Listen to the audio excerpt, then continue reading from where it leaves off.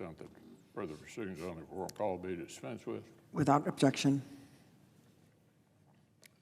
Over the weekend, our colleagues continued to make progress toward an agreement on border security. I'm especially grateful to Senator Lankford for stewarding Senate Republicans' efforts to produce meaningful policy changes, fix our broken asylum system, and secure the southern border. Addressing the border crisis at home is a fundamental part of legislation that will help America meet each of the most glaring national security challenges we face around the world.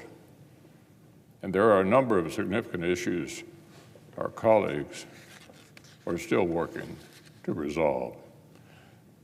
The effects of years of failed border enforcement are compounded. Border security policy is complex, and our colleagues at the negotiating table are clear-eyed about the fact that getting this agreement right and producing legislative text is going to require some time. Senate Republicans will not make up for others showing up late to the table by waiving our responsibility to carefully negotiate and review any agreement before voting on it. And I'm encouraged by our colleagues' commitment to keep making steady progress in their negotiations over the coming week and beyond. America is facing a never-before-seen border crisis. An imperialist thug is trying to redraw the map of Europe. A repressive authoritarian state is preparing to put more of the Indo-Pacific under its control.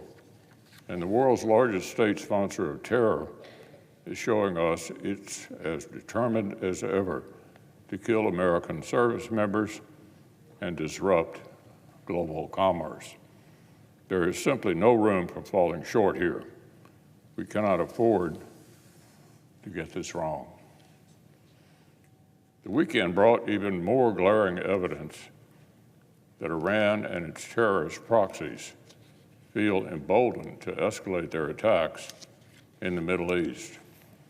In the past 2 months, the Iran-backed Houthis in Yemen have reportedly used lethal force in brazen attacks against both military and commercial vessels transiting the Red Sea. Just 2 days ago, the destroyer USS Carney engaged and destroyed at least 14 terrorist drones. U.S. Navy vessels have thus far succeeded in defending against these attacks. But the risk of American casualties is growing. Air defense is not perfect, and it doesn't come cheap. The Navy is having to use expensive interceptors to bring down low-cost suicide drones. Commercial vessels have been less fortunate. Several ships have been hijacked or struck by drones and anti-ship missiles in recent weeks, including 2 strikes just today. This violence represents a grave and immediate economic threat. Iran's network of terrorists is making an artery that carries nearly 12% of global trade essentially inoperable.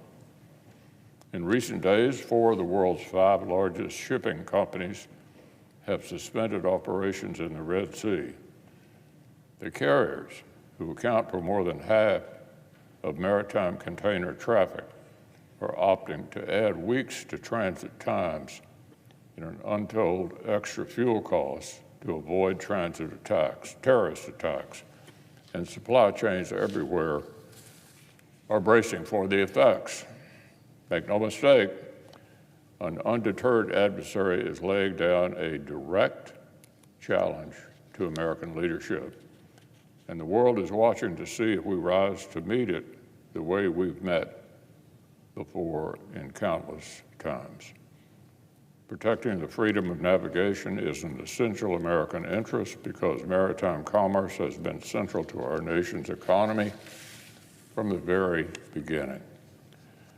The U.S. Navy and Marine Corps waged their first successful expeditionary campaign against the Barbary pirates in order to protect American shipping. The shores of Tripoli are immortalized in the Marine Corps hymn, and freedom of navigation operations have been an essential part of U.S. power projection ever since. In recent years, these operations have been especially important in the Indo-Pacific, where China increasingly threatens sea lanes. But let's be clear, if America conducts freedom of navigation operations as peacetime exercises, but fails to actually protect this freedom from immediate real-time threats, then we're just play acting as a global superpower.